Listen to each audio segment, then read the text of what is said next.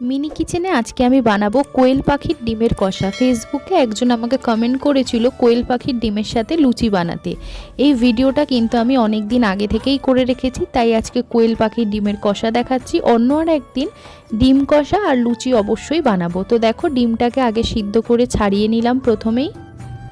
এইবার কড়ার মধ্যে সর্ষের তেল দিলাম। তেল যখন গরম হয়ে আসবে তখন আমি ডিমগুলো কিন্তু ভেজে নেব। ডিমটা ভাজা হয়ে গেলে সেই তেলের মধ্যে আমি দিয়ে দেব পেঁয়াজ বাটা, আদা রসুন বাটা। মশলাটা কষিয়ে নেওয়ার পর কিন্তু আমি দিয়ে দেব স্বাদ মতো চিনি, ধনে গুঁড়ো, লঙ্কা গুঁড়ো, হলুদ গুঁড়ো, স্বাদ মতো নুন, জিরে গুঁড়ো দেবো। এবার রেড চিলি পাউডার দিয়ে দেবো। মশলাটা ভালো করে কষিয়ে নেওয়ার পর দেখো, কোয়েল পাখির ডিমগুলো কিন্তু আমি দিয়ে সামান্য একটুখানি জল দিয়ে ওপর থেকে ধনেপাতা কুচি ছড়িয়ে দেবো।